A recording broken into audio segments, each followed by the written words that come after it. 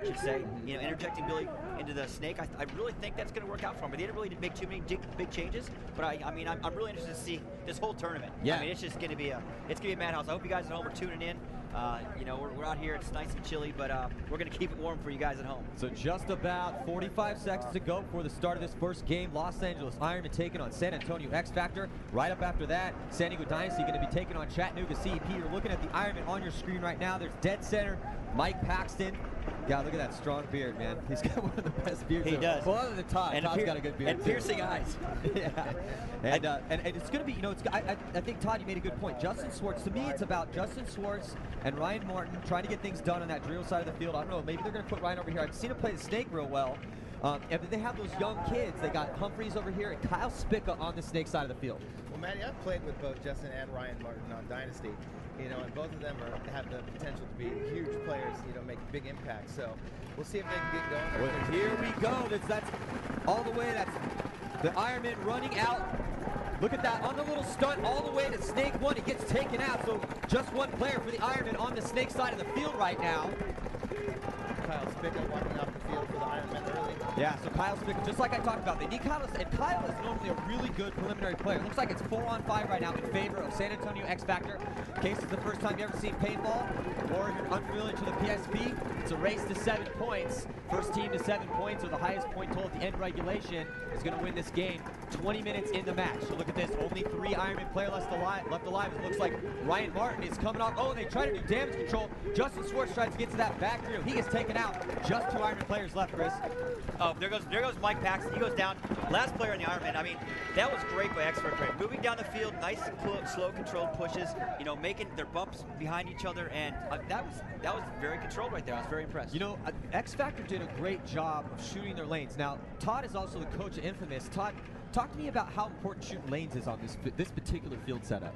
Well, if you look at this snake side of the field, there's a lot of low bunkers. There's nothing but pins and small temples and cakes on this side of the field. So if you can get out to this side alive, and you can just be alive and shoot your guns through those lanes, I mean, people are going to have to come through if they're going to get into this big monstrosity of a snake. You look at the other side of the field on the Dorito side, and it is absolutely huge. There's tons of tall bunkers over there. So I anticipate a lot more movement through the Dorito sides and kind of like a more slow play weight game on the snake side, at least in the initial breakout, So Chris, what do you think about, though, I think, and we all know this, game plans change. And so you have that initial game plan and you practice with it a little bit, and then you kind of start to pull out, all right, we got this one thing we didn't let anyone see in practice, we're going to try that. Oops, that didn't work, or it did, and let's try to extrapolate on that. How do you adjust mid-tournament with your game plans? Well, I mean, Infamous stage we did. We just kind of ran until it died, and then we tried something new. Roll the dice. Plan B, come on, Plan B. number 7. Honestly, I think a lot of these teams are a lot more disciplined now. They have a set number of game plans. It's like football. If you run a nickel defense against, whatever play the offense runs in football, sometimes it works and sometimes it doesn't. I think these players got to go out there, have a set game plan, got to stick to their game plans, do their jobs, and see what kind of side of the coin comes up on you. So we got about 20 seconds to go here for the start of this next point. The score is 1-0. I'm also it's gonna be interesting to see how much penalties. They played a big role last year, as they do every year. Let's see if the players can get it together and try to play a little bit cleaner. Here we go. 5 seconds to go. As the teams switch sides, you're looking at XFactor on your screen right now, and there's Colt Roberts. He's going to try to dig to snake one. Nope, the bunker right behind the snake and immediately guns up. And the Ironmen having problems living off the break. Oh, but it looks like XFactor loses a body as well. Ironman lost Oswaldo over here on the snake side, and oh, that might be a penalty. Yep, there it is. Look at that. We just talked about penalties. Tom, let's talk about penalties. They get a penalty. Here goes Colt Roberts, going to be pulled off. One of his boys going to be sent to the box. They had good field position, shot one of the Ironman players on the break, but now Colt Roberts giving it right back to the Ironman. And here comes the Ironman. They need this right now. There's only 2 XFactor players left on the field right now as the Ironman making those moves, and they're able to get up on the Dorito side, and now they're just rolling their guns. They're playing really smart right now because they know they're only looking at 2 guns, Chris. And when you're looking at 2 guns, what would you be doing right now? You play in the center of the field. You definitely come against XFactor now. They're crossed up, and on this field you can get to certain points, but you really got to keep it together. XFactor's down to 1 guy right now. Ironman made a nice slow push down the Dorado side, just like you talked about, Matty. Making nice slow controlled moves, and they're going to close this game out, relatively quick. But like you said before, penalties will hurt you. But you can't just run down the field. XFactor lost their last guy in the corner. Good play by the Ironman. That penalty didn't help any. And like you said, it's going to be one of those games. And like Todd had mentioned earlier, you saw Mike Paxton. You got to get up the field to shoot those lanes. Mike Paxton usually is in the back center most of the game, and I'm seeing him get up the field because their back players need to get through that little lane to shoot those lanes to keep out of the snake on the phone and so forth. So yeah, absolutely, and it's looking like the score is going to be 1-1 as the Ironmen get right back on the board. Actually, get on the board for the first time here. I've got about 17 minutes and 50 seconds, so a ton of time left in the game. Let's talk this for a second. Just in case you guys at home don't know, there's 2 penalties in the game of race to 7. You have yellow flags. Hey, Todd, why don't you go through this? Yellow flag is a what? Yellow flag is a minor. You end up getting a 1 minute and 30-second penalty. Colt Roberts was actually lucky not to get a major, which is a 2-minute penalty that does not come off if you lose the point. Because Colt Roberts was still shooting his gun when the referee pulled him. He could have been in the box. The Ironmen were smart to slow play that and just win the point and not have to force it. Traditionally, if you see a team get a major, then you want to try and win that point as fast as possible because their player will start in the box the next point and with 4 bodies alive. I see. So like you said, if you get a minor penalty in the game and you lose that point, that penalty then comes off and you start with 5 players up. Yes. Perfect. Just in case you guys know, this is the game of race to 7 here at the PSP Galveston.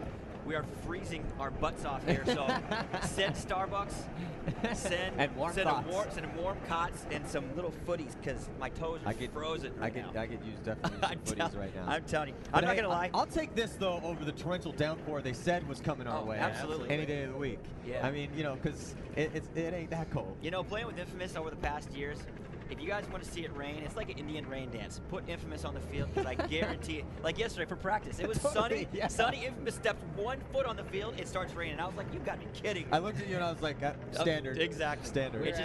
We were actually pretty lucky to have a bunch of guys on the Midwest instead of all the California guys going, oh man, it's raining. The Midwest guys are like, you call this rain?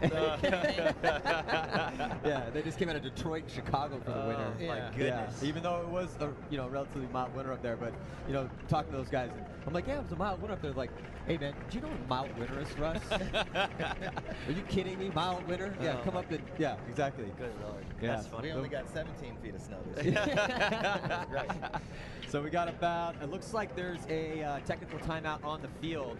So let's break down these teams a little bit more. So like we talked about, the Ironmen have had a cataclysm essentially again, but hey, if you want to have a professional team stay on top, you have to be able to to ride those storms out and have the new players step up. I talked to Kyle Spica about this in the offseason. He's a San Diego kid, and we've spoke about this a lot, and I was like, look man, it's up to you now. You're wearing the Ironman shell on your back for a reason. You're good at paintball, and you play stunning in the prelims, and then you get to Sunday, and it's like, Sunday is all neck up, kid. It's all neck up, and if you can just translate that game, that stunning game that you have during the prelims to Sunday, you guys are going to be fine. But that's got to go across the board. They got Oswaldo, they got Ryan Martin, they've got these younger guys, Eric Humphreys. Those guys got to elevate their game right now, this year, 2012. Absolutely, but you know what? I have faith in Kyle Spica. I was actually in the pits one time, and Kyle Spica was the last guy on the roster. He was the 10th guy, and there was a player in front of him that was about the same age, and Skinny Kevin was like, hey, I need you to get in there. And he looked at Skinny and he was like, I can't do it. And Kyle Spica just turned around and he's like, I'll do it. And he was just like, I was like, you need to put him in right now. He went in there, shot a bunch of people, came off the field, and I was like, see, that is what you need to do right there. Take charge. Yeah, it goes back to that. Me and Chris were just talking about this yesterday. About you, actually, about Tom Martinez. Yeah, we were, having dinner, just discussing the game, the league, the year, how crazy everything was. We were talking about what it takes to be great at paintball, honestly, and honestly, probably a lot of people listening want to know what that is, and it's so much, like we said, it's so neck up, man. I used to go to like Carl Markowski, one of my favorite players to play with. Such a talent. Everyone played with Carl. Such a talented guy. Hot Carl. Such a talented guy. But he would heat it up. But he would get in his head too much, and he would kind of mentally lose it a little bit in those pressure situations. And now, towards the end of his career, he figured that out, and he became a stellar player and a clutch guy. But he fought himself a lot over that. And when I first met Todd, one of the reasons I knew you were going to be great is when I went up to the sidelines and there was a bunch of kids standing around like, hey, we need a player for a game. who wants to get in. You don't even flinch. You look me directly on. You're like, everyone else is like kicking the dirt, looking up at the sky, and like, oh, look at that little mouse over there. And you were like, I'll play. And that, you need that. You have to have that inner strength to say, yeah, give me the ball, man. I'm ready to rock, you know. And I don't care who we're playing. I don't care if it's torrential downpour. It doesn't matter. So we got about a minute here to go. Finally getting things ticked off here. Yeah, Manny, we are lucky that, you know, they did say we were going to have a ton of rain, and we're sitting here, we're still dry, you know, a little cold, little wind. But, yeah. you know, the 3 to 6 inches of rain that they promised us. Oh, God. Literally 3 to 6 inches of rain. Has not shown up yet. I saw that. I was like, oh, are you kidding me? But it's like we always talked about. We should just start throwing paintball tournaments in places where the's droughts. There's a drought somewhere. Let's throw a paintball tournament. We'll get it taken care of for them. We'll probably get some government funding for that. Right? 25 seconds. XFactor and Ironmen 1-1 right now. Yeah, it's all tied up. Anyone's game. Still a ton of time on the board. Obviously, as we just got going, you're looking at XFactor on your screen right now. But yeah, so and on XFactor, you know, as everyone, when you get a chance, head over to our new website, paintballaccess.com. Great piece by Colt Roberts. Really just get into the mentality of the team and how they've just played pretty flat past couple years. They're really trying to change that. You're looking at it on the breakout right now, trying to get out on the snake side of the field. They double up that back center. We're looking at the steady cam shot here on the back side, and it looks like there are it's 4-on-4 right now as the Ironmen able to move into that snake. Kyle Spicker makes a big move all the way from the inside kick on the snake side. They don't even know he's there. They don't even know he's there. Also, XFactor going down that Dorito side, so it's kind of a split field right now. Kyle has to look across the field. He has a small window to shoot that guy in the Dorito over there, Todd. Yeah, Justin Schwartz and A-Rod both got bounced for the Ironmen on that Dorito side of the field. Justin Schwartz takes one in the face, and he's walking off. So Kyle Spicker all alone now. Yeah, and snake side 50. And initially, it looked like it was going to be all Los Angeles Ironmen as Kyle Spica early move into that snake, and he was playing great, but his team dies around him. He loses his back player, and he's all alone, which is unfortunate for him because he did such a good job to get in that snake. Yeah, Kyle Spica has actually played the first 3 points. He hasn't stepped off the field yet. That was the second point that we've seen Justin Schwartz on that Dorito side. But Justin Schwartz, if we say he's a stellar player, but he's a stellar player when he's attacking, playing Justin Schwartz paintball. Go straight ahead. What I've seen him do so far is run to the can and shoot across the field, and then run to the tower and shoot across the field. He needs to play straight up, work his way into that Dorito, and then get in that 50 and do damage like he normally does. Well, I think that's a great point, and we all know Justin very well. You've lived with Justin. He works for you. You probably know him better than all of us do. And I think that's a great point. And there's a lot of players that are like that. They're kind of, Chris, you were always like that. You were always best attacking, and it was like, let's Chris, go over there. You do your thing. I don't want to like hold your game back by putting you. Okay, Chris, just go to this area and hold this lane down. That's not your game. Well, I wouldn't. and back center. I can attest to that. Hey man, I've never done what I'm told, so you know. It was my fault for thinking that I should put you in the back center and hold this lane. Chris, I need you to stay here for 5 seconds. What's a lane? Hey, Chris is in the 50. Lane right? Chris in the X again. You said a lane. You didn't say what lane. I mean, just because I had a different angle, it's not my fault. Oh man, yeah, but definitely. I mean, that's the thing. It's like. And I think Skinny's one of the best coaches in the game. I respect his paintball mind. But it's one of those things that maybe that's a little bit of Justin's. Do you think that's in Justin's head? He's like, oh, because a lot of those guys, those kids that come up, they make their names by just playing fast and aggressive, and all of a sudden, like, whoa, wait a second, I'm too good to die. I'm gonna play a little slower and try to feel, that whole like feel the game out thing, which is just completely ridiculous if you're an attack player. Well, I know Skinny's a smart coach, and I know he's got a game plan, and he's trying to structure it to get the best out of his players. So we'll see how that plays out. So here we go on the breakout. XFactor doubling up that back center. Look, the referee is trying to get in there and check out. Looks like they lose Ryan Coe, and getting shot out of that stand of Temple. It's 3-on-5 right now as the Ironmen in the driver's seat, pushing down that Dorito side of the field. So the Ironmen are trying to tie it up right here and make this a 2-point, it's a 2-2 tie, pushing all over the field to the 50-yard line in the center at the X. You look at the steady cam shot right here. That's Kyle Spicker rolling his gun over the insert bunker. 4-on-2 right now as they lose a player, and it's Ryan Collette gets shot out of the A, but Justin Schwartz and Ryan Martin go flying down the Dorito side. Ryan Martin almost instantly into the 50 Dorito after they shot off that side of the field, just started putting all sorts of pressure on the snake side. What a great game so far, boys. I think the whole weekend's gonna be like this, gentlemen. I mean, you know, we talked about this earlier, Maddie and Todd. You know, we don't know exactly what to expect from these teams, and I think over the weekend these teams are only going to get better. So I mean, I think the matchups are good. If you look at the schedule all day today, the matchups are good. You're going to see some good paintball all weekend. Yeah, checking it out, the schedule, speaking of which, Chris. So next up after this game, we have Dynasty taking on CEP. I think that's an interesting game because we're going to find out, okay, well, CEP, they played all season last year. They gave some really good teams with really good games. The Russians particularly had a hard time putting 7 points up on them. Dynasty handled them pretty well last year, so we'll see how they match up. After that, we got Aftershock taking on Seattle Thunder. Now, Aftershock, talk about cataclysms in the offseason, and they've had a lot of these over the years, but, you know, Todd's played for Aftershock. Chris, you played for Aftershock before. Yep. I talked to Rennick Miller, actually, not too long, about a week ago, and spoke to him about the team, about the future, and that whole thing. He's like, look, man, over 100 players have worn Aftershock and Shield on their back, and we're going to continue on that legacy. Now, are we going to struggle in the beginning? Of course, you know, but at the same time, he's got faith. He wants to continue the franchise, and that franchise has been together for 20 years. Keeping anything together on Earth in general for 20 years is amazing, let alone a professional paintball team, you know? I mean, that's just one of those things that's quite astounding. So, yeah, they're going to take on Seattle Thunder. Seattle Thunder, that's old school Corey Field, putting it together at the Pacific Northwest, getting some hardcore guys and trying to ride or die with those guys. I think it's going to be interesting to see what they're bringing. They have one of the snake player for them particularly is a 15-year-old kid playing pro. A skinny white kid, 15 years old, running to the snake. His name's Nico. I'm interested to see what he's going to be able to bring. According to Corey, he's potentially the second coming. We'll see. I don't know. Again, he's 15 years old, so we'll see where he's at right now, where he could potentially go. But that's pretty exciting. A 15-year-old pro, that doesn't happen very often. Next up, after Aftershock Thunder game, XFactor is going to be playing CEP, and then the Ironmen play XFactor. You know, that should be a really good setup. You know, we got 12 seconds left before we go in this game, but it's 2-2 right now. This is going to be a really good game. I can't wait to see the end of it come. You know, you got the Ironmen on your right side, XFactor on your left. You know, what do you think about this game, Todd, so far? Ironmen are going to run that same squad again that just won that point with Collette in the middle, Justin Schwartz and Ryan Martin up on that side, Eric Humphreys and Kyle Spica. You know, it's 5-on-5 game right now. It looks like XFactor's slowing it down a little bit. You know, kind of take it a little slower, trying to, you know, what do you think? I think they need to slow it down a little bit because I think the Ironmen are really running it down. 4-on-5 right now. Ironmen losing Ryan Martin on that Dorito side of the field, who was very effective last game. Well, both teams have been going pretty far on the Dorito side. Oh, XFactor losing one of their back players.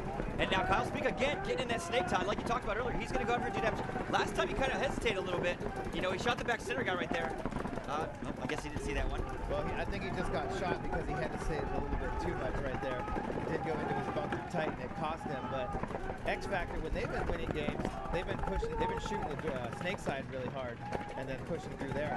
The Ironmen have really been trying to push through that Dorito side hard, taking big bites on the breakover. First time in this game, you know, you got XFactor in the snake finally. You know, making moves down there. Look for Justin Schwartz making a big move down the Dorito side. You know, he can't see them from the snake, so I mean that's a good move right there by Justin Schwartz. You know, nice slow controlled push right here by XFactor, except jumping in the same bunker, which always isn't the best thing for you. Losing Justin Schwartz in that 50 Dorito, I think that's going to do it for the Ironmen right there. XFactor taking their time, Todd. You know, jumping in there and do some work done. You know, I think that worked out for him a little better right there. Well, XFactor did have the body advantage. They didn't have to go anywhere. Justin made that move up to the 50. Nobody really saw him get in there, but he knew that he had to try and battle and get some kills. But he was fighting 4 guys that had superior position on him. So didn't work out for him, but 3-2 now in favor of XFactor. So who do you feel right now is standing out? First game of the tournament, first game of the season. Both these teams really need to prove to the world that they're still here. You know, you have the rebuild from the Ironmen in the sense that, again, Billy Wing retired, Miko, and then on the flip side, XFactor really underperformed last year. They for themselves, they really just kind of had a heart-to-heart, and Alex Martinez particularly was like, look boys, this is how it's going to go. This whole complacency thing we've been dealing with, I'm not spending my money. I'm not coming all the way out here and spending all this money on these paintball tournaments, fly you guys around the country to have us come out here and suck.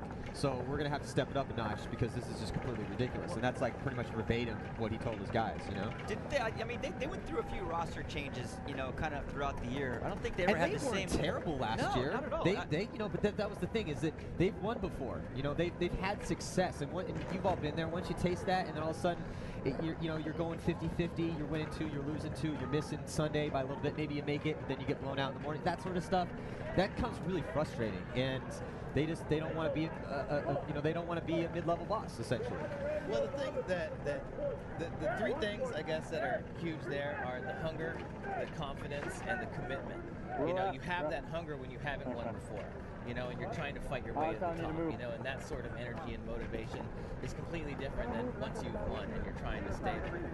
The confidence that they can do it again, you know, that now that they do have that same group, because I'm sure a lot of guys are thinking, well, if we had this guy that won tournament or that guy that tournament, it might have made a difference, but you got all your guys back now, you know, so now you guys just all need to get on the same page.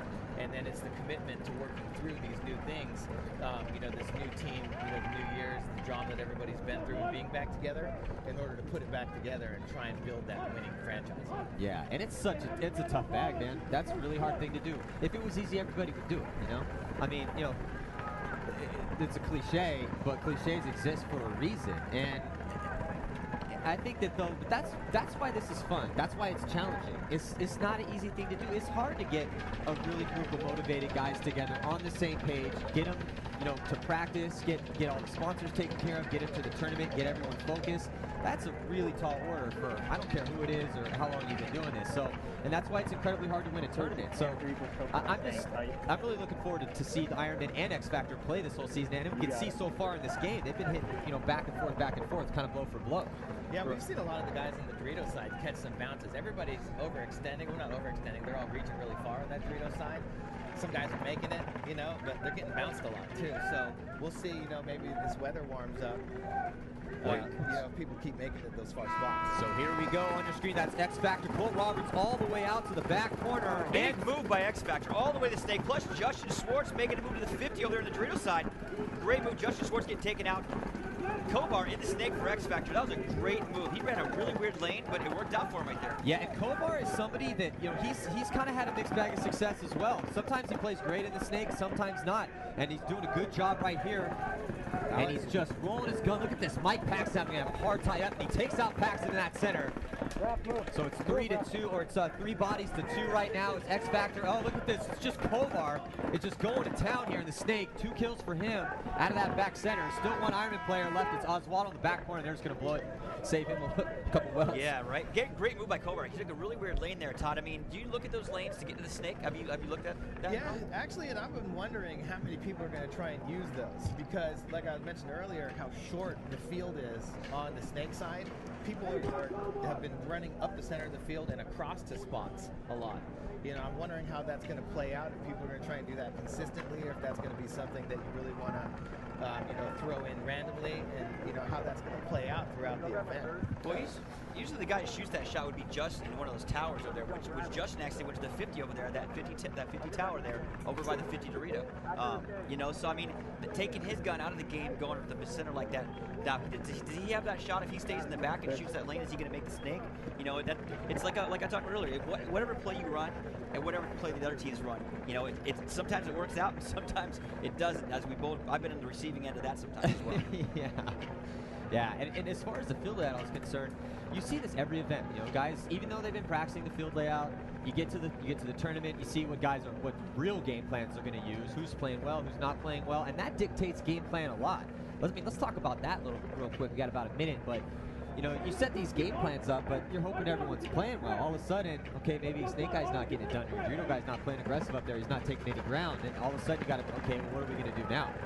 You know? Well, as far as personnel goes, I know Skinny Kevin is actually a big fan of playing about 7 guys. You know, some teams play all 10 guys, sometimes 9 guys. You know, you'd like to keep 2 solid guys at every position. So I mean, if one of your guys isn't doing well, hopefully that, you know, both of your front snake guys aren't having an off day. But I mean, if it's not working for both of those guys, then you got to start reconsidering your game plan and be like, well, maybe we shouldn't be doing this. We should try something else. You know, but also recognize who is playing well and kind of go with your strengths. And that's the luxury, like you guys were saying earlier, of having such a deep roster. There is no slouches. You're on these pro teams for a reason. You know, and I mean, you're out here because you did a good job at one time or another, or you performed at one time or another. And, you know, if you're not having a day, you know, hey, be a man. Say, look, I'm not having a good day. I mean, I was always real bad about that. Yeah, I was going to say, that's one of the toughest things. Yeah. It goes back to the thing we had about 18 seconds to go. Because guys don't want to let the team down. They want to get that second spin. You know, it's like, okay, God, I got shot that time like a chump, but I want to go out again. I was fine. I got shot on the run out. I didn't get shot in my bunker. You know, it's one of those things. But you definitely have situations like a Chris Lasoya or an Oliver Lang where even if he's having a bad day, you just keep putting him in there. Yeah, just sooner or later, I'll shoot somebody. So here we go on the breakout, and XFactor just has a hard time because they lose Colt Roberts and it looks like Archie as well. And they lose another player. It looks like Grayson Goff. It might be a penalty. Nope, he stays alive. One player left in XFactor.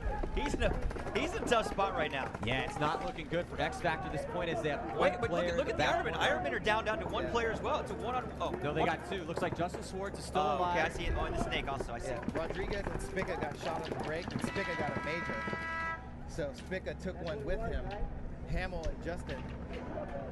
I think XFactor blew the horn there, realizing that they got a major penalty. I guess we'll have to see the outcome. I'm not sure exactly who pulled that right there, though. Yeah, well, look at Spica out in the field right now. He's like, come on, I don't, you know, he's pleading his case. Yeah, so it's an unfortunate turn of events for the Ironmen there. It looked like because I mean, I looked over, I'm watching XFactor just walk off the field droves, and then as soon as I hear you say something, I look back and oh my God, it's happening to Ironmen too. It's like crickets over here. Chirp, chirp. Yeah, so looks like, all right, let's check out this replay here. All right, look at this on the dive in. This is the Ironman. He's sliding in way behind that little bunker, and there's Spica, right-hand portion of your screen. Referee sees that hit. There's Spica still rolling his gun. Boom. Red flag in the air. Let's look at it from the top view. He about threw that in outer space. You see that? Yeah. That was like a softball toss. Yeah, and so Spica tries to get it. Those bunkers are so small, like Tom was talking about. Boom, you look at that red flag go up, and that was it. It was over for Spica. You know, it's like those lanes Todd was talking about. You get caught slipping. You know, you go out there. I mean, it's Spica's massive biceps. Just catching one. He's getting big for a little guy. I know, he has muscles that, I mean, I'm like, where did that come? Jesus, man, you're 12 years old, and you have like 25 abs. What is wrong with you? He looked at the rep like, how am I supposed to feel that? With these massive biceps.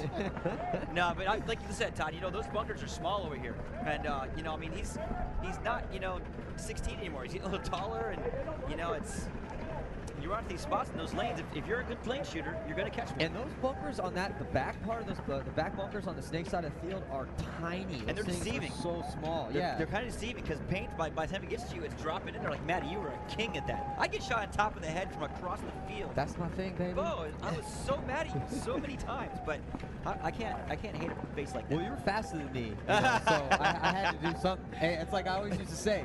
I was like, hey, man, I got 1,500 little friends, and they all can run faster than you can. Man, I'm telling you, and Todd both, I think one of you guys both shot me out every tournament at least 2 or 3 times. And this is back in the day, you know, when, you know, we see each other once in a while. Now, these days, you're playing so many games against each other.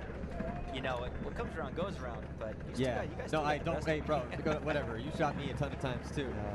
Except for that one time in Denver on the hopper that just happened to disappear. Look, I'm gonna tell you that I didn't do that. Look, that was me just shooting everyone on your team. Man. There's a video of it. You can go online. I know, I saw it. You can go online and watch. Was that like a 4-on-1? 1-on-4? He did, man. And then Andy got the 1-for-1. No, you got the 1-for-1. Oh, yeah, that's right. Well, I did. You're yelling at me for cheating that game. You're the one that got the 1-for-1. Yeah, because I got caught. Look, I'm telling you, I did not cheat that game. Okay. You know, I would tell you if I scrubbed you. I know you. I would tell you if will you at least give me some glory? I am giving you glory. That was a good game. It was a great game after you got shot. I mean, I don't know what the rep did. Yeah, exactly. I didn't do anything. I'll be representing Mr. Marshall in this case. There is absolutely no way that he was getting shot while he was shooting. Anyway, you don't get many 1-on-6s in your career. It was an amazing game. I'm not gonna lie. Hey, but I can't. I'm gonna say. Yeah. You know, I mean, when a 1-on-8 happens, you know, you just have to. You just gotta go with it. I mean, there's only 7 guys, but I shot 8 or 9 of you guys. And every year it gets more. I'm sure by the time I'm 40, back in the 15. It was just me, and it was 15 guys on the other side. Maddie versus the universe. Good times up here. A little cold, but hey, it's not raining right now. We're having a good time up here. Hope you guys are enjoying it home. PaintballAccess.com. Yeah, and it's super close game right now. The score is 4-1 in favor of XFactor and the Ironmen fighting to stand. You're looking at there's Justin Swartz on the screen right now and Mike Paxson. And I'll tell you what, the score may be high, but these points are going pretty fast. You think we're going to see this all week? All weekend? Well, this is the first game of the event. So there's nobody to tell you that you shouldn't be running really far. That's so true. You know, and look at the Ironmen taking a little stab at it because we're at 4 on 5. Actually, it's 4 on 4. Ironmen still having a major penalty. You know, they're kind of staying in the back. You know, let it come to them. Yeah, so on the power play, XFactor, let's see if they can do something with that on that Kyle Spica penalty. So Kyle Spica is just posted up, waiting to get out of that box. And he's got 1 minute and 28 seconds left on that penalty. You see Humphreys making his move, number 22. You know, I got to give it to the Ironmen right here. They're making moves. They're putting themselves in position to help each other out. You know, and XFactor getting in the snake right now. This is going to kind of hurt, but what do they do right here, Matty? Well, yeah, well, I mean, honestly, look at this. Referee is getting in there and checking him out. It looks like he's clean. Oh, the Ironmen lose another player. So right now, it looks like the snake. I think that Archie behind the snakes really got the ball. Look at Archie just standing up over the top of his bunker right now. It's 2 on 4, and that's what you can do when you're only looking at 2 bodies. And now, XFactor is making moves up on that Dorito side of the field. 55 seconds left. Look at how calm and methodical they are right now. This is a good sign. This is a good sign for XFactor because XFactor needs to ride on that aggressive edge, but at the same time have the mental composure to not mistakes that's cost them in the past.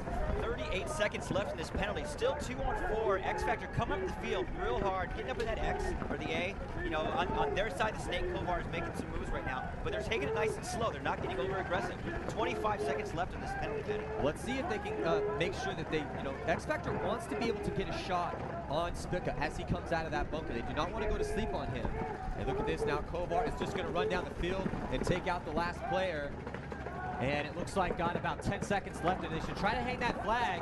Yeah, there we go. Let's see if they can hang the flag in time. Now, actually, with 5 seconds, they should just post up and take out Spica, and then just hang it and get that 5th point. Take the score to be 5-3. Ah, Spica, come kick that door in. Did he tap out? Did he just tap out? Oh my gosh. Man, you're complaining about being cold in the webcast. Try running out of a penalty box with a guy shooting 300 feet per second, 25 feet away from it. That's all right. I wouldn't even flinch. Chris doesn't have any nerve endings. Him and Ron Kilmore are the least flinchingest guys in the game. Oh man. You're absolutely right. I'd kick that door in. I'd kick that door in. Come galloping out and I'd get blown to pieces. But it looked cool. At least, honestly, I don't know how you do that, because you seriously would take like 10, 12 shots and just kind of wave and be like, oh, I'm hit, you know, be like, man, I just put it on Chris. He's trying to make a point. The point wasn't made, I guess, or something, because he just waved at me, I'm good, you know.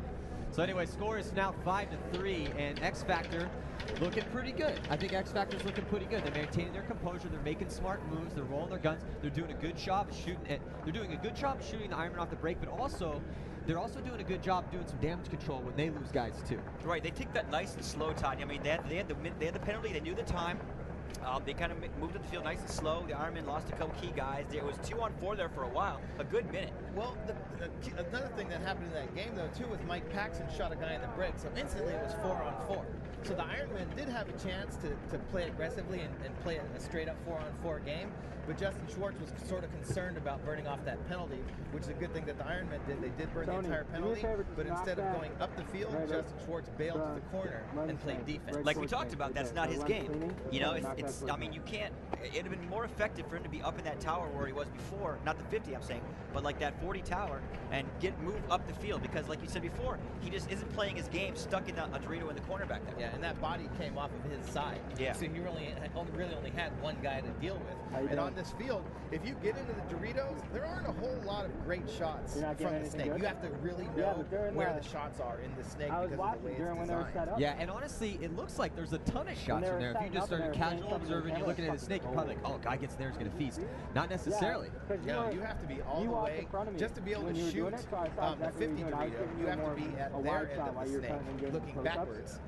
Or you have to be at the little knuckle, you know, to shoot the first Dorito. And this is a brand new snake for, you know, and actually, we haven't played the field in a long time, and you had practiced a lot on it. You know, we have a timeout here, so we have a little time to talk about this, Todd. A new snake for the new PSP. Why don't you talk a little bit about the new snake and explain it a little bit? Well, instead of, we have these new shaped bunkers, right? So the beams are a little bit lower, it seems, than the traditional like long straight beams.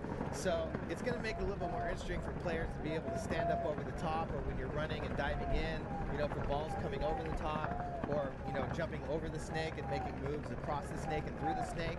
You know, and I think those little, you know, like the little L's, the little curves in them, the little knuckles, you know, is going to make it interesting. You know, at least for this snake, you know, the way this one's designed, we're not going to see it as much as like head-to-head staring straight at, you know, the snake eye in your mirror. But, you know, once we see it in future tournaments, how it's going to play out. But here, I mean, there's a lot of, there's those three big bunkers in that snake.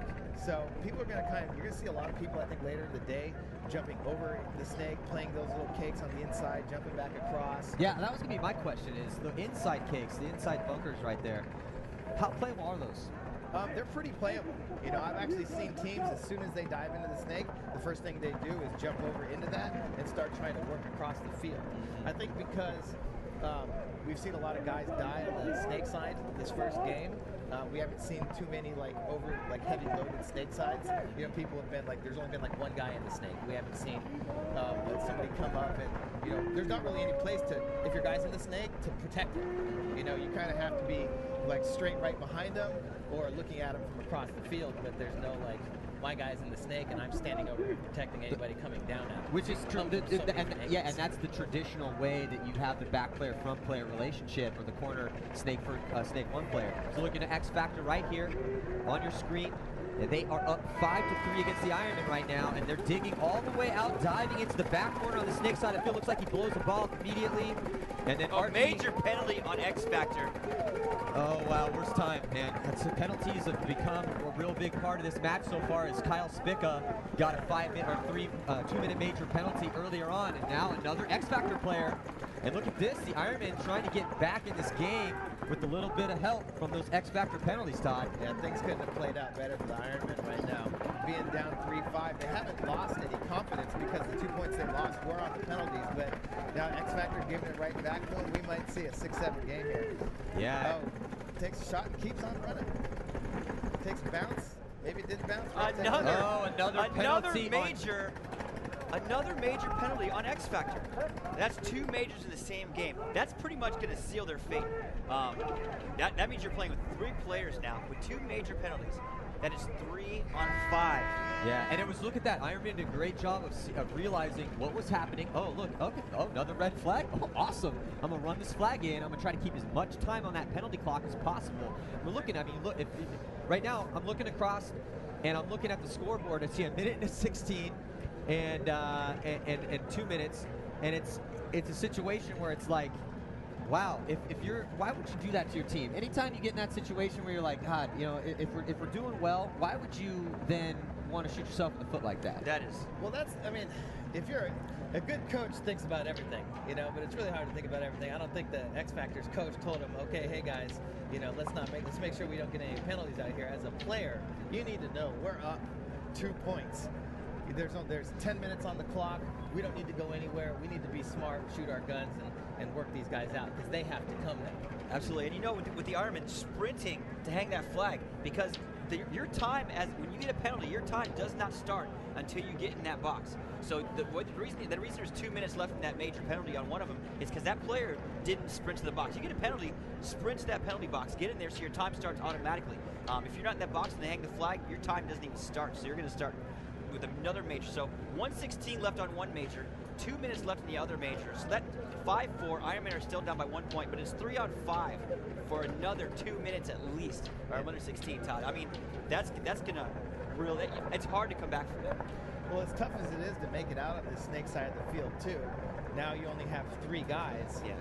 It's so easy now. I mean, we kind of worked on this in practice a little bit with just 4 guys, and that one extra gun advantage, being able to just double up on the snake side of the field. If they don't make it out there, it's going to be a really quick point. Well, what's going to happen is, I mean, this is pretty much standard. If I was on the field right now, Todd, I know for sure. What would you do with me? Right to the A. Yeah, I mean, absolutely. And I wouldn't be surprised, honestly, if Mike Paxton was the one to do it. Yeah. Because I mean, I've seen Mike Paxton do that a number of times. I mean, he's a big boy, but once you get that weight moving in one direction, it's kind of hard to stop it. Yeah. What's that guy in X-Men with the big helmet? Juggernaut. That's Mike Paxton. Totally the He's Juggernaut. totally the Juggernaut. And he runs down the field. Except for the helmet, it's a gigantic beard. It's a gigantic beard with a gigantic head. Yeah, he's got the biggest head in paintball. Hey, the goggles don't even. I mean, half his jaw sticks out from the bottom part of the goggles. Have you seen pictures of his and B's baby? No. Adorable. So he could wear 7.5 when he was a child. Yeah, he can. They wear a 7.5. Oh man, they have the most adorable child. You know, B. Paxton, one of our family, love her girl to death. So, you know, I mean, we've all grown up together, Maddie. Yeah, pretty much, man. Honestly, you know what's really frustrating though? If I'm XFactor. Let's say I'm Alex Martinez right now. I would be losing my mind in the pits. I'd be like, guys, are you serious? We practiced all off season long. We come out here, we put some points up against the Ironmen who aren't playing bad. We're just playing better. And now we're gonna go get 2 major penalties in the same point. What are you doing? Yeah, that's unbelievable. You know, it's disheartening, man. It takes the wind out of your sails for sure. You know, I mean, like you said, I'm sure Alex is flipping his lid right now. Yeah. So the score 5-4 is still in favor of XFactor. That slight 1-point lead, but sitting on 2 majors, 10 minutes and 36 seconds, a grim time left in this match. I have seen teams like pull it off before, and they're Moscow Legion. Moscow Red Legion has pulled off 3-on-5s countless times. But honestly, you know, so we're talking about, okay, if I'm the coach right now and I'm trying to game plan, I'd say, hey, let's get out and try to get as much time, because the only way they're really going to be able to pull this off now with just 3 bodies is take 2 minutes off the clock. Todd, even if you have to eat the point, you know, right. Even if we can just get those 2 minutes off, even if we eat the point and we go in and it's tied up, at least we're back at 5 bodies. Because if the Ironmen put up a quick point here and then now it's tied up and we still have to start with 3, that's bad, man. That's bad. Todd, as a coach, you know, what would you do in the situation? I mean, you're the XFactor right now. What would you do in the situation? Well, I think really the best thing that you can do is pray. You know, the redeeming factor that, no pun intended, that XFactor has is that XFactor in Archie Montemayor. Yes. You know, and we've been watching so Archie solid. play. He's so solid. Well one of the played, solidest sir. in the game. Yeah. So, I mean, he is one of those guys that if he can get a kill on the break, you know, if the Ironman risks somebody out wide, he can get a kill on the break, make it 4-on-3, and then he's one of those guys that can pull off 2-on-1s, 3-on-1s. But I mean, it's going to be tough if he's in the back center. Even if he does shoot a guy, Michael can't get out anywhere on the snake side. Yeah. I mean, Michael's going to have 2 or 3 guns on him. Yeah, and I think you made just a pretty good point right there in your little diatribe, was that you're like, shoot someone off the break, you know? That's how you equalize when you're in a situation like this, is really try to get a kill. The problem is that in order to do that, you got to eat somebody running out. You got to keep that gun up. You can maybe run out and shoot off the break too, but that's a tall order. All right, here we go. Let's see what happens. Right now, you're looking at XFactor on your screen. Look at this on the power play. Can they get out wide, gliding in? They get in. Go the snake in the break by Ironman. That was a good move. But, you know, all 3 XFactor players alive. Oh, Ironman almost getting shot there. Has to try to get into the 50-yard line snake, but he's able to get in clean. So look at that time starting to tick off those penalties. Under a minute for the first major, still a minute and 30 for that second major there, Chris. Yeah, but still, XFactor holding strong. You know, I'm looking for Mike Paxton to get up this field. I'm telling you, he's going to get up in that A sooner or later. Yeah. XFactor did get out to all their spots alive, doing a good job of shooting towards the outsides of the field. It's really up to Mike Paxton to make that move up the middle. Yeah. The only guy that I think that could probably see him right now, or might even be looking at him, would be Michael, who's out here in the snake side corner. Yeah, but I mean, right now, XFactor holding it down, man, just like you talked. Yeah. 25 seconds left on 1 major. And you know, now is Ironmen they're trying to get in position right now. Just like talk about Mike Paxton going up to that A. Now they're in position to shoot the guy coming out. XFactor losing the guy. They're down to 2 right now, but somebody's coming around the box. Yeah, I was gonna say the time though. They definitely did a good job eating a lot of that clock. Look at this, 9 seconds left. If they can get that guy out, still have a little bit, like about a minute left on that second major. No, I'm sorry, 45 seconds. Look at this. The Ironmen are probing right now. They're trying to make moves across the 50-yard line. Here comes Justin Swartz. He's trying to pitch out. Looks like Grayson Goff on your screen right now. And he's just doing all he can to stay alive right now, Todd. Yeah, Todd Morrow came out of the box, got shot instantly. Ryan Martin gets shot. He's oh, here comes a major on the Ironman. It's a minor penalty on the Ironman. Justin Swartz getting pulled off for that one. Minor penalty, but that's a good call right there, Matty. That did exactly what you said. 15 seconds left in that major. Hey, I'll tell you what. Just like we talked about, eat the time, eat the point. Yeah, and tie right now, make sure it's tied up. But now coming out of this, Matty, it's gonna be 4-4 because the Ironman got that minor penalty, and they won the point. And they won the point. And again, in case you're unfamiliar with the rules, those minor penalties, they stay on the clock if you win the point. So now it's gonna be anyone's game. It's all tied up, and it's 4-on-4. Yeah, and it's 4-on-4. But here's the key factor: is XFactor comes out of the box in 12 seconds, and the Ironmen are in the box for 54 seconds. So now the Ironmen are at a disadvantage. Yep. It's amazing how. Wow, what a great game. And Matt, like you said before, Matty, they did exactly what they needed to. They grinded time off the clock. They got one guy out of the box. Well, he got like a foot out of the box, but he came out of the box. And like I said, now it's just flipped. It's a tied game, 4-on-4. Now a key elimination on the break is very, very important. Yeah, it's going to come down to the break. Absolutely, and I think, this is interesting to note out too, and I'm actually kind of glad that they're doing this. I think that, this is the first game of the 2012 season. First game. These referees are making a statement. They're making a statement right now. It's like, hey guys, look, we know how you guys are, and we're going to let it out. So let it out of the bag right now. You're going to have to play clean this year. Yeah, all those penalties were well deserved. Yeah, I was gonna say it. I haven't seen anything. I haven't seen anybody get away with anything. Yeah. The penalties that have been called have been pretty legit. I think, so this is good to see. I like that the refs are making that statement because, hey, this is professional paintball. These guys really want to win, and they're going to ride that line. And then the refs are basically saying, look, hey, we know what you guys are going to do. It's cool. This is how it goes. But this is what we're here to do, too. So if you're going to do that, we're going to be there's going to be flags in the air. And that's what we've seen. I mean, penalties have played a huge factor in this match so far. As the score is tied up at 5 apiece. We got 8:47 left on that clock, so a ton of time. And it's the race to 7. So it's anyone's game. Both teams will be starting with 4 guys. Timeout call. I think it's starting to rain out there. The wind's starting to pick up a little bit. All these are super key factors. Infamous is a great in the mud team. They won Chicago, They won Chicago and in the mud. Remember that one game we played that was in Heroes for a Day? It was in the dark, in the downpour. Oh, in LA. Mud. It was in LA, wasn't it? That was one of the craziest That was gnarly. games. That was a gnarly game. Yeah. Wow. I think we edged you guys out. Yeah. You were in excessive. I think you guys. It was like 1 point. It was like 1 point. That was a bloodbath. That was a bloodbath. We were murdering each other. I think we all went out for beers after that. Yeah. Or, and I swear to God, that was probably some of the most pain I've ever been in. Yeah, that was. We were so mad at each other. That's the game you got double. That's the game you got double bunkered. Yep. By Andy Kopchak and one of the Coens. One of the Coens. And I had to give him a piece of my mind. Yeah, you were pretty upset. I was just like, oh, are we gonna play that way? Yeah. Okay, cool. Yeah, you just kind of did the nod. Yeah, You're like, all right, kid, it's all right. And I think I got the bad end of that stick. I bonus balled the hell out of everyone I possibly could after that. I think I was one of them. Yeah. Is that the event where it no matter where you step, it's at the horse track? Yeah. No pun intended. Like your entire ankles up to your calves. It was crazy. It was crazy. Pretty much. It was a good tournament, though. As you can see in your screen there, guys, you have the Ironman. It's raining. Yeah, the rain's starting to come down now. It's a little chilly. I mean, I think what you see is what you're going to get the rest of the day. It's going to be that slow drizzle that just annoys you. It's like the screaming kid behind you kicking your seat on an airplane. Which I had on my way here to go. Oh, good Lord. I wasn't screaming that loud. So it's all tied with 5 apiece. Again, first game of the 2012 season. We're here in Galveston, Texas. I'm Matty Marshall. I'm up here with Chris Lasoya and Todd Martinez, my co-hosts for the PSP year. Next up, we got Dynasty taking on CEP, then Aftershock and Thunder.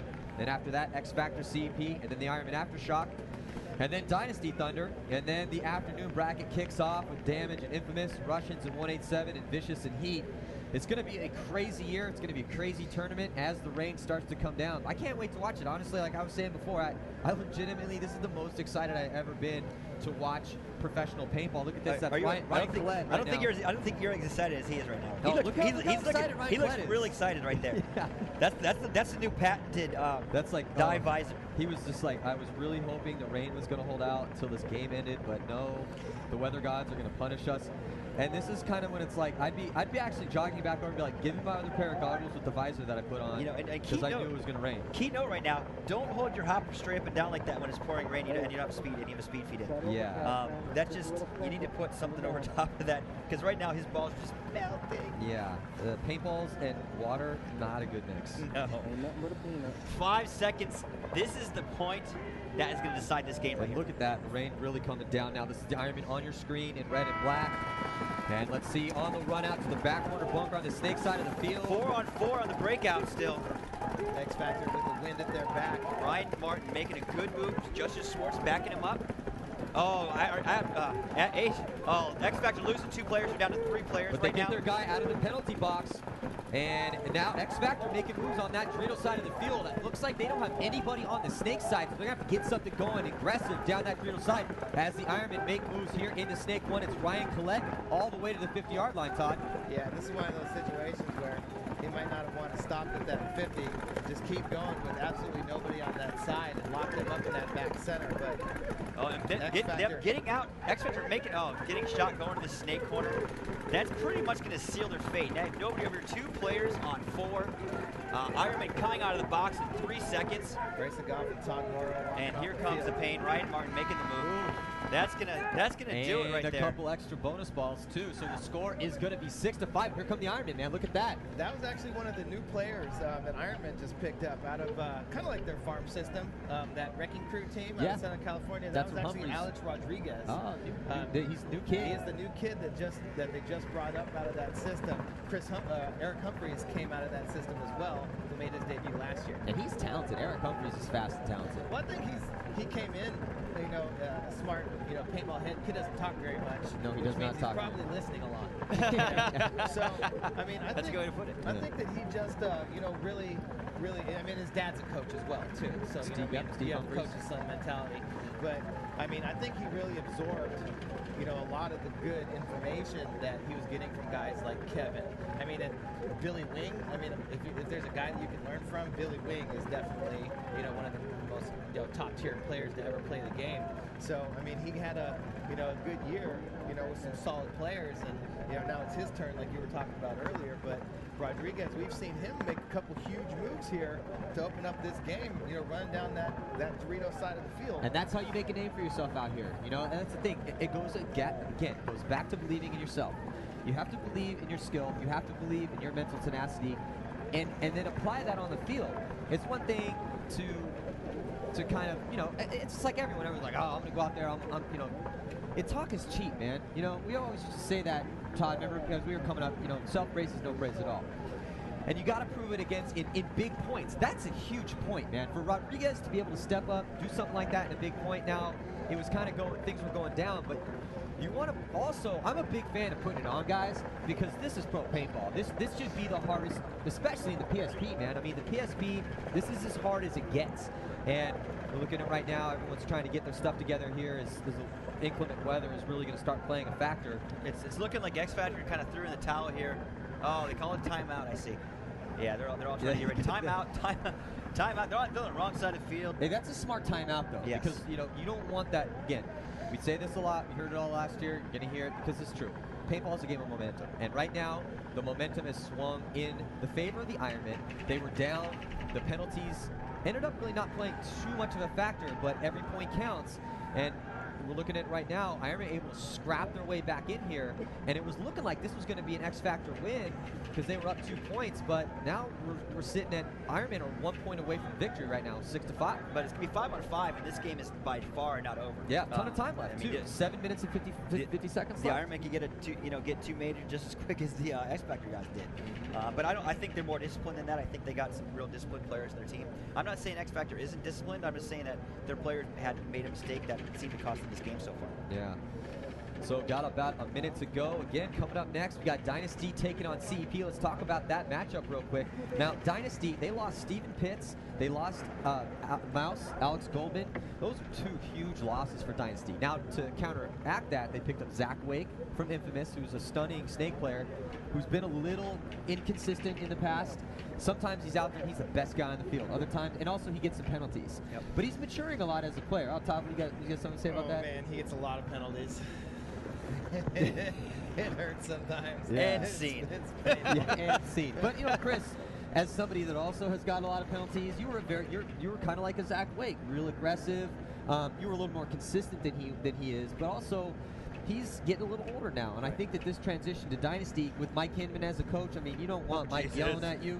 You know, that's the last thing you want ever to happen is to have Big Mike start coming and getting in your ear, because he's a pretty vicious dude when it comes to criticism. Rightfully so. That's why he's arguably the best coach in the game. Now the Ironmen scrambling to get on the field with 5 seconds left. Wow, look at this. Disorganization. This can be a changing point. And here we go on the breakout. You're looking at the Ironmen now getting taken out. Ironmen losing 3 players on the break right there. But look at this, XFactor losing a player. We just talked about this. But they take the Snake here, Chris. Yeah, they take the Snake going on the 50. Right there, Ironman taking the 50 Dorito over there. If he's hit, that's gonna be a penalty. He was coming for him too. But look, he was going to pull it. Yeah, he was going to pull it. And so XFactor is now with Kovar coming up here on the Snake side of the field. They're going to try to tie this up. Nice job as they pretty much won this off the break. Referee, here he comes. Here he comes. He ends up coming off. He was coming for it. Hey, look, just like I said, unorganized right there. They were on the field. They came off. 5 seconds left. They're running down the field. And they had a timeout. After they called a timeout. This is after the other team called a timeout. Yeah. I mean, see. The XFactor, good timeout, man. You called it. You called that. I'm going to take that momentum. I'm going to steal it, and I'm going to use it against you. But XFactor was lucky because they were running onto the field too. Yeah. They called the timeout, and they lost the body on the break because he wasn't ready to go. Yep. I mean, but the Ironmen, Ironmen lost 2 in the break and 1 real quick after that. They're down to 2 bodies pretty much on the break. And both Rodriguez and Collette had referees running at them, flag in hand. Oh. They could have been playing razor's easily, edge as far as penalties with 5 or 3 players. Yeah. 3 or 4 players. Easily. For this 6-6 game. Yeah. You know, and what a game it is now. First game of the event. First game it of the couldn't be season. any better. 6-6. There's been penalties, guys running all over, a little bit of bonus ball. It's raining, it's thunder, cakes and pies. That's pretty much. I think we just described paintball. In general good right Lord. There. It's raining. You know what? Event. We're out of here. We can call it a day. We've seen everything. Yeah. I mean, hopefully it's going to be like this all weekend long. Well, without the rain. Without the rain. I tell you right now, we're just a minute before this game. This is a major game right here. But we're staying at a hotel, Maddie. Let's talk about the birds. Oh my God! Let's check out this replay first. Sounds good. All right, so you're looking at this break. This might have been when they're So I think they're coming in here. Split. Look at this. Look at the Ironmen, completely disorganized.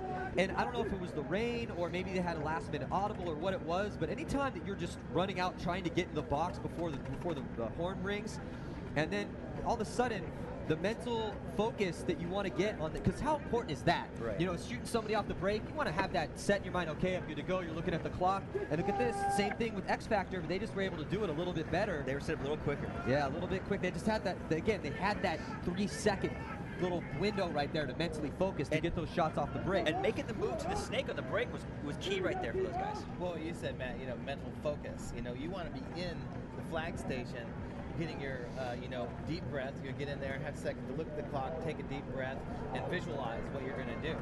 We're not when you're running at the box going, what do I do? What do I do? Yeah. What do I do? Which lane am I supposed to shoot? Where? All right, this is it right here. 6-6. This is going to do it. Let's see which team wants this the most as both teams gunned up hard off the break. It's 5-on-5 finally.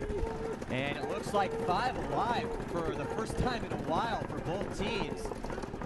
Oh, and XFactor loses the first body, but then immediately same also player. Kyle Spica Out of the shot. same spot. Same spot, back corner bunker on the Snake side, so it's 4-on-4 right now. Both teams in the exact same field position. Exactly, actually. Ironman losing another player. 3-on-4. Humphreys gets shot out of his bunker. Now talk about a bad time to just get shot, die out of your bunker, trying to do damage control. Ironman able to get out to that backcourt. He's getting checked out by the referee. I don't know if he made it in clean, but look at this. XFactor loses a body as well, so it's kind of a bloodbath point right now. And XFactor getting all the way out to the back corner of the snake side. And you're looking at the Ironman on your screen right now. That's Mike. Great move of XFactor. A good job by big Mike Paxton to get out to that back corner. You're looking at Pax on your screen right now. He's shooting inside. He's trying to protect. There it is. Look at this. Oh, it's going to be a bloodbath. Oh, my God. Nice job by XFactor. Great aggressively pushing up the field to take out the Ironman. But here comes Justin Swords streaking down the Dorito side of the field. Let's see if he can get something done over there. Justin Swords past the 50-yard line. He gets taken out as well. So I think it might be... No, Mike Paxton actually got shot. I think XFactor is going to take this point right here. Complete chaos, and I think XFactor wins the war of attrition by just having one guy stay alive in that back corner. And Todd Morrow has no idea that he's the last guy on the field. Todd Morrow is just hiding in the back corner, and smartly, actually. Oh, no, now he's getting called out. It looks like, and the referee pulls him out, too. Wait, how does that happen? I know, it might have been a penalty. I couldn't really tell. I don't know if this is the case, but I saw Archie running to their box with somebody else screaming at him. So he might have gotten the talking penalty because those last two were talking. Oh my God, that would be the worst thing ever. Can you imagine that? No. Yeah, but what are you doing? I mean, Mike Paxton and Todd Morrow, they both lost their snake sides and made those big bumps. And it was surprising that they both actually made it out there. Because they're huge, both of them. Both of them huge, not super fast. But Justin Schwartz, I think, had the opportunity if he had just gone a little bit smarter and been alive. But the XFactor player had the same exact move. If he'd have just gone, bunker the guy in the Dorito clean who didn't know that he was there, he might have been able to live and shoot Justin. Instead, he left the door open, but the door closed, and Justin ran into it and got himself shot. But, I mean, if there's some silly penalty over there, then that was just a really foolish play on XFactor's part. If that's what honestly, that's the only explanation. Well, that's where the referee came from, so that's why I'm thinking that's what the call might have been. God, that just... Wow, it could be a closer game. It could not be a closer game. You just had, first of all, it was 6-6. And then the exact same breakout. Both teams lose the same guy out of the same spot. Back corner bunker on the snake side of the field. And then complete chaos ensues. So what's going on? And Todd Morrow, last player left alive for XFactor, he gets called out. The referees are figuring it out right now on the field. And it looks like that we're going to have another point as we're still tied up at 6 apiece with the 4 minutes and 55 seconds left to play here. Wow, this is, we couldn't be more exciting, honestly. Yeah, I thought we'd seen it all. Good. Yeah, I thought, we've seen it all. This game's had everything, and then boom, they surprise us. Check that one off the list.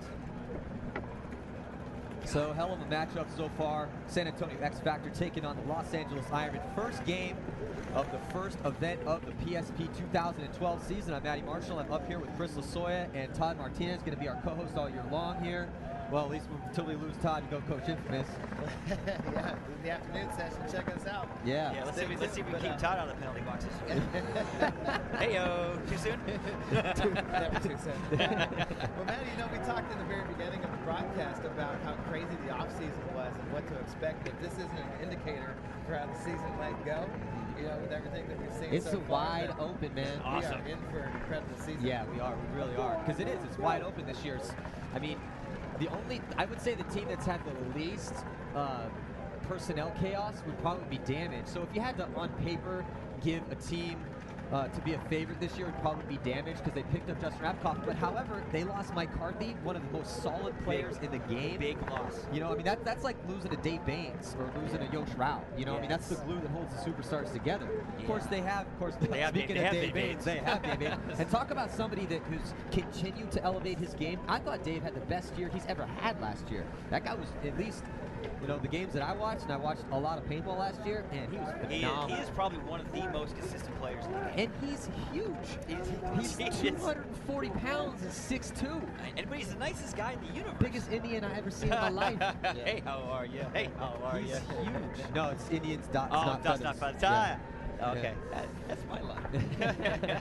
Well, I stole that from a movie. I know. I'm gonna thank Tarantino for that one. Yeah, dude, I love that. All right, so the score is 6-6 with 45 seconds left. 45 seconds before the start of what should be the final point. But we thought that last point. So we will see. And again, the referees have made a statement that they're not joking around this year. It's going to be, players are going to have to play clean, or you're going to spend some time in the box. And that's how it should be. Again, I think that every penalty, I haven't seen a shady call yet. No, I'm telling you, these guys are on point. I mean, 15 seconds left for this game, but I mean, God, I see a penalty on the clock.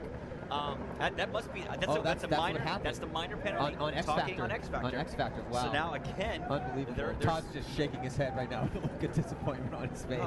Well, Archie, I mean, he was literally screaming at his other player. And, you know, they were both yelling and screaming at each other coming off the field. And the referees, you know, they're going to go by the letter of the law. They're going to give you that call. I know. Well, here we go. So you're looking at Ironman on your screen right now. And it looks like it is 5-on-3 as XFactor losing a bunch of bodies, losing 2 bodies off the break.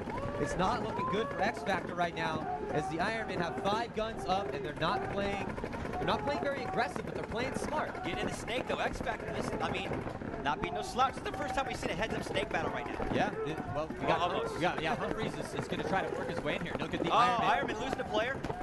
Justin Schwartz gets again losing all 3 players on the snake side. What going to work down here in the snake right now. I don't know what the Ironmen were thinking is they're just running into guns. I think what it was is they did not know that XFactor made the snake, Chris. No, now it's 3-on-2, XFactor in the driver's seat. And he's just going to come down the field and put it on at one. He's going to jump inside the snake like you talked about, using those kicks, man.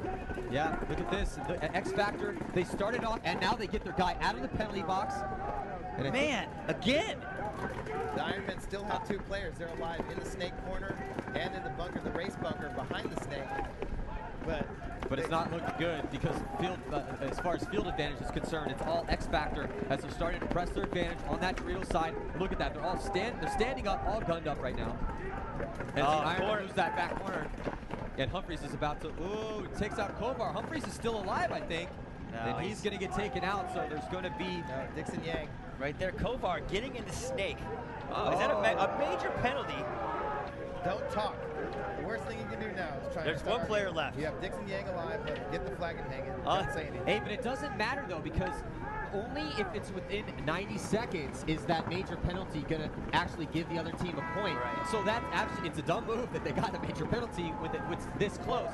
But they still had 1 player left alive. He's going to hang that flag, and as long as he's clean, the game it's going to be an XFactor win. Yep, it's going to be 7-6. Race to 7 here. I mean, what a crazy game. Unbelievable. They didn't see Kovar. Kovar making the move with the snake. Hopefully we can get a replay on that. Once he gets in that snake and the Ironmen just come running down the field for, I have no idea reason why. They just come down the field blindly, you know, and they just run into those guns. Well, and Kovar feasted. Well, Justin Schwartz was playing out the back of it. He didn't see Kovar go in there to begin with. So that was the first kill that Kovar got. Colette saw the guy go to the snake and thought that he could get a shot on him from the A, but I mean, he's running in the wide open. Kovar had already had time to post up there and just roasted him to bits. And then, you know, he shot the 50 Dorito. That was that side of the field. As soon as the XFactor player came out of the box, they had the numbers. And it was over. What a game. I mean, I don't even know what to say right now. Wow, insanity. It was what a way to start the year off. 2012. That's what I'm talking about. All right, we got a replay racked up. Let's check it out. And you're looking at the last couple. Oh, look at that! What a great shot. Ironman just not able to stay alive in that back corner. And here comes Kovar as he runs down the last guy. But it looks like he got taken out. Actually, yeah. Humphreys actually came on the top, snapped him real fast. Great shot. It was a great shot. Yeah. But in the process, and you'll see the angle. This is a great shot by Humphreys. Yeah. Look at this. Watch this. Humphreys. Boom! Look at that. I mean, you couldn't have done it better than that. And he was able to stay alive. Look at that. Kovar was just shooting the bunker right there as he got double tapped right in his face. But it didn't really matter because XFactor just had too many bodies. Referee takes a couple getting in there to take them out.